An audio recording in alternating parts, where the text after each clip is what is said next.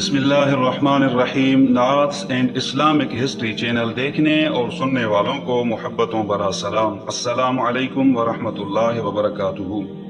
حضرت ابراہیم علیہ السلام نے جن 4 پرندوں کو ذبح کیا، ان میں سے ہر پرندہ ایک بری خصلت میں مشہور ہے۔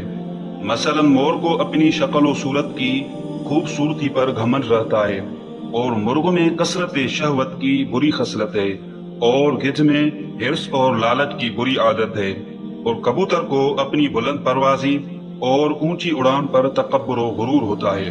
تو ان 4 پرندوں کو ذبح کرنے سے ان 4 خصلتوں کو ذبح کرنے کی طرف اشارہ ہے۔ یہ 4 پرندے ذبح کیے گئے تو حضرت ابراہیم علیہ السلام کو مردوں کے زندہ ہونے کا منظر نظر آیا، اور ان کے دل میں نور اطمینان کی تجلی پیدا ہوئی، جس کی بدولت انہیں نفس مطمئنہ کی دولت مل گئی۔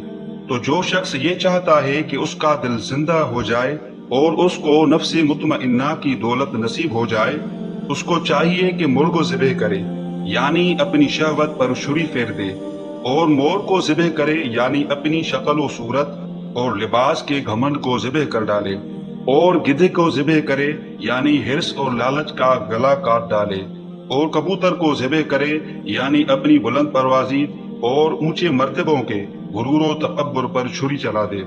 اگر کوئی ان 4 بری خصلتوں کو ذبح کر ڈالے گا تو انشاءاللہ تعالی وہ اپنے دل کے زندہ ہونے کا منظر اپنی آنکھوں سے دیکھ لے گا، اور اس کو نفس مطمئنہ کی سرفرادی کا شرف حاصل ہو جائے گا۔